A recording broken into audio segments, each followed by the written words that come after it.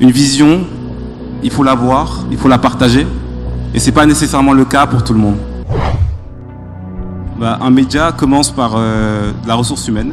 La ressource humaine avec des compétences. Et on a un gros problème sur le continent, c'est que très peu de gens sont formés de manière qualitative.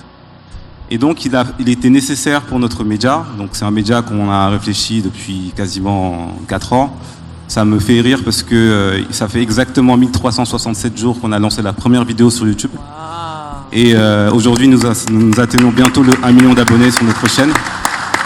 Et ce qui est intéressant dans ça, c'est que, comme je disais, c'est qu'un média a besoin de ressources humaines. Au départ, on était 3. Il y avait Thomas, Alain et moi, dans une certaine mesure quelques autres personnes, et on a grandi. Et en grandissant, un média a besoin vraiment de personnes qualitatives. Et c'est comme ça qu'on a pensé, Alain a pensé naturellement, à former des jeunes, et à former des jeunes pour leur inculquer un logiciel. Pas avec une moyenne d'âge très basse.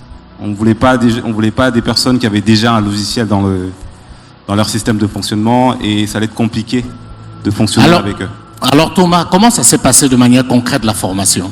L'autre chose, ce que je voulais rajouter à Sébastien, c'est on a pris un angle axé sur le digital. Et en ça, pour nous, c'est un peu nouveau. Sébastien et moi, on vient un peu de ça. C'est-à-dire que on s'est auto-formé quelque part. Et aujourd'hui, il y a vraiment une fenêtre de tir pour intégrer les métiers de journaliste avec peu de moyens. La plupart tournent à l'iPhone avec des petits kits. Et c'était vraiment aussi un peu la nouveauté pour nous dans cette formation. Nous, on vient de ça, du YouTube, des réseaux sociaux, etc. Et donc, on voulait vraiment voir aussi cette nouvelle jeunesse accaparer des nouveaux outils qui sont aujourd'hui accessibles pour faire des trucs comme on peut faire chez AFO. Effectivement, on a formé 2 lots de jeunes. Un premier lot au Cameroun et un premier lot à Lomé. Le premier lot, c'était 8 personnes, le deuxième 16. Au final, sur cet ensemble de jeunes, on n'en a gardé que 3 qui fonctionnent avec nous. Laura est là, elle va pouvoir vous expliquer et partager son expérience. Et qu'au final, je reviens toujours à cette situation du logiciel. Inculquer quelque chose à des jeunes, c'est la chose la plus difficile. Une vision, il faut la voir, il faut la partager.